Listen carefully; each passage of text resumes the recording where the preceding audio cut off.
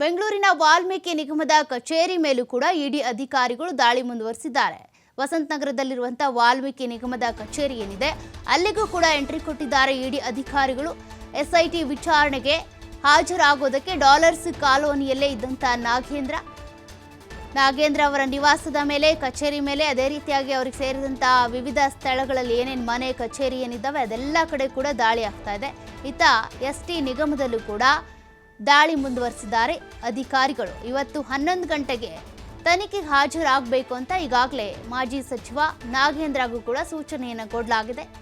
ನಿನ್ನೆ ಕೂಡ ತನಿಖೆ ಫೇಸ್ ಮಾಡಿದ್ರು, ಇವತ್ತು ಕೂಡ ತನಿಖೆಗೆ ಹಾಜರಾಗಿ ಅಂತ ಹೇಳಿದ್ದಾರೆ. ಅದರ ಬೆನ್ನಲ್ಲೇ ಎಸ್ಟಿ ನಿಗಮ ಕಚೇರಿಯಲ್ಲೂ ಕೂಡ ಇವತ್ತು ದಾಳಿ ನಡೆದಿರುವಂಥದ್ದು. ಅಲ್ಲಿ ಏನೆಲ್ಲ ಸಿಗಬಹುದು ಅಂತ, ಯಾಕೆಂದರೆ ನಿಗಮದಲ್ಲಿ ಆಗಿರುವಂಥ ಹಗರಣ ಏನಿದೆ ಅದಕ್ಕೆ ಸಂಬಂಧಿಸಿದಂತೆ ಡೆತ್ ನೋಟ್ನಲ್ಲೂ ಕೂಡ ಒಂದಷ್ಟು ಉಲ್ಲೇಖವನ್ನು ಮಾಡಲಾಗಿದ್ದು, ಕೆಲ ಅಧಿಕಾರಿಗಳ ಹೆಸರು, ಅದೇ ರೀತಿಯಾಗಿ ನನಗೆ ಮೌಖಿಕವಾಗಿ ಆದೇಶವನ್ನು ಕೊಟ್ಟರು, ಈ ಹಗರಣಕ್ಕೂ ನನಗೂ ಯಾವುದೇ ಸಂಬಂಧ ಇಲ್ಲ ಅಂತ ಚಂದ್ರಶೇಖರ್ ಅವರು ಡೆತ್ ನೋಟ್ ಬರೆದಿಟ್ಟು ಸೂಸೈಡ್ ಮಾಡಿಕೊಂಡಿದ್ರು. ಹಾಗಾಗಿ ಆ ಡೆತ್ ನೋಟ್ನ ಆಧರಿಸಿಕೊಂಡು ಈಗಾಗಲೇ ಯಾರ್ಯಾರ ಅಧಿಕಾರಿಗಳು ಈ ಒಂದು ಹಗರಣದಲ್ಲಿ ಶಾಮೀಲ್ ಆಗಿದ್ದಾರೆ ಅನ್ನೋದನ್ನ ಮಾಹಿತಿಯನ್ನು ಕಲೆ ಹಾಕ್ಕೊಂಡು ಇಡಿ ಅಧಿಕಾರಿಗಳು ಒಂದಷ್ಟು ಅಧಿಕಾರಿಗಳ ಮೇಲೆ, ಅಂದರೆ ಈ ವಾಲ್ಮೀಕಿ ನಿಗಮ ಕಚೇರಿಯಲ್ಲಿ ಕೆಲಸ ಮಾಡ್ತಾ ಇದ್ದಂಥ ಸಿಬ್ಬಂದಿ ಅಧಿಕಾರಿಗಳ ಮನೆ ಮೇಲೆ, ಕಚೇರಿ ಮೇಲೆ ಕೂಡ ದಾಳಿ ಮುಂದುವರಿಸಿದ್ದಾರೆ.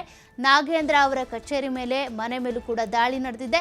ಇತ್ತ ಎಸ್ಟಿ ನಿಗಮದಲ್ಲೂ ಕೂಡ ದಾಳಿ ನಡೆದಿದೆ. ಇವತ್ತು ಎಸ್ಐಟಿ ಅಧಿಕಾರಿಗಳು 11 ಗಂಟೆಗೆ ತನಿಖೆಗೆ ಹಾಜರಾಗಿ ಅಂತ ಕೂಡ ಮಾಜಿ ಸಚಿವ ನಾಗೇಂದ್ರಗೆ ಈಗಾಗಲೇ ಸೂಚನೆ ಕೊಟ್ಟಿದ್ದಾರೆ. ಇವತ್ತು ಕೂಡ ತನಿಖೆ ನಡೆಯುತ್ತೆ. ನಾಗೇಂದ್ರ ಅವ್ರು ನೋಡಿದರೆ ನನಗೂ ಇದಕ್ಕೂ ಏನು ಸಂಬಂಧ ಇಲ್ಲ, ನನಗೆ ಗೊತ್ತಿಲ್ಲದೆ ಆಗಿರುವಂಥ ತಪ್ಪಿದು, ಹಾಗಾಗಿ ಸರ್ಕಾರ ಮುಜುಗರ ಪಡಬಾರ್ದು ಅನ್ನುವಂಥ ಕಾರಣಕ್ಕೆ ನಾನು ರಾಜೀನಾಮೆ ಕೊಡ್ತಿದ್ದೀನಿ ಅಂತ ಅವರು ಕೂಡ ಹೇಳಿದರು. ಹಾಗಾಗಿ ಇದಕ್ಕೆ ಸಂಬಂಧಪಟ್ಟಂತೆ ತನಿಖೆಯ ಸಂದರ್ಭದಲ್ಲಿ ಏನೆಲ್ಲ ಡೀಟೇಲ್ಸ್ ಸಿಗುತ್ತೆ ಮತ್ತು ಈ ದಾಳಿ ನಡೆದಂಥ ಸಂದರ್ಭದಲ್ಲಿ ಏನು ಡೀಟೇಲ್ಸ್ ಸಿಗುತ್ತೆ ಅನ್ನೋದನ್ನು ಕೂಡ ನೋಡಬೇಕಾಗಿದೆ. ನಾಗೇಂದ್ರ ಅವರ ಮನೆಗೆ ಇಡಿ ಅಧಿಕಾರಿಗಳು ದಾಳಿ ಮಾಡೋದಕ್ಕಿಂತ ಹೋಗ್ತಾ ಇರುವಂಥ ದೃಶ್ಯವನ್ನು ನೀವು ನೋಡ್ತಾ ಇದ್ದೀರಾ. ಅವರ ಡಾಲರ್ಸ್ ಕಾಲೋನಿಯಲ್ಲಿರುವಂತಹ ಮನೆ, ಅದೇ ರೀತಿಯಾಗಿ ವಸಂತ ನಗರದಲ್ಲಿರುವಂಥ ವಾಲ್ಮೀಕಿ ನಿಗಮದ ಕಚೇರಿ, ಎಲ್ಲ ಕಡೆಯೂ ಕೂಡ ಅಧಿಕಾರಿಗಳು ಒಟ್ಟು 18ಕ್ಕೂ ಹೆಚ್ಚು ಸ್ಥಳಗಳ ಮೇಲೆ ಇವತ್ತು ದಾಳಿಯನ್ನು ನಡೆಸ್ತಾ ಇರುವಂಥದ್ದು.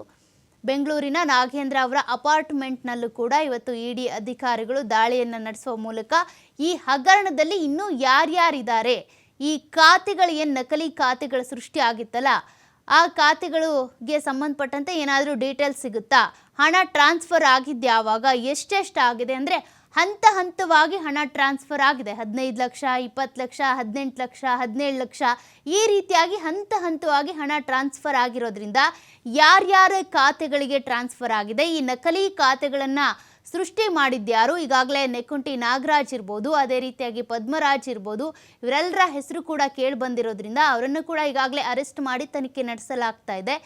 ಹಾಗಾಗಿ ಇಡಿ ಅಧಿಕಾರಿಗಳು ದಾಳಿ ಮುಂದುವರಿಸಿದ್ದಾರೆ.